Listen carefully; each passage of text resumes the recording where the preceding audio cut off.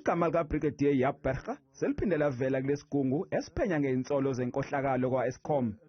Ungomunye okuthiwa wayenolwazi ngophenyo olwenziwa ngasese olwaveza inkohlakalo eyayidla cishe imali engango-1 billion wamarandi kule nkampani njalo ngenyanga. Ukhomishana wamaphoyisa kuzwelonke uLieutenant General Fani Masemula utshele iPhalamende ukuthi yize ngenayo incazelo ngongaphumeleli kaBurger wakubalula kuye ukuthi wesabela impilo yakhe uma efakaza bukhoma. The main issue here is after we present here like I do,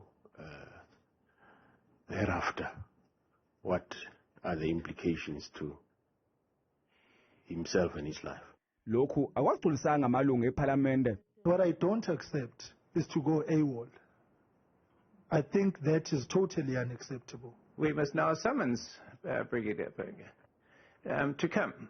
And he is, I believe, a member of the South African Police Services, and I'm sure they can provide protection to him. Uterita watshela iPhalamende ukuthi umbiko ngophenyo lwangasese olwabelingagunyaziwe ibhodi lakwa-Eskom wawudlulisela kuBurger wabe ezoliphenya kabanzi lolu daba.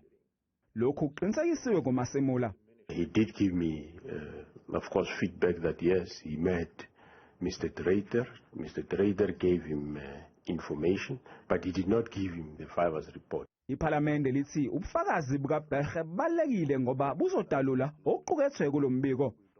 Ngalokho lizohlela ukuxhumanisa uBurger nophiko lwePhalamende lozomthetho mayelana nokusabela impilo yakhe.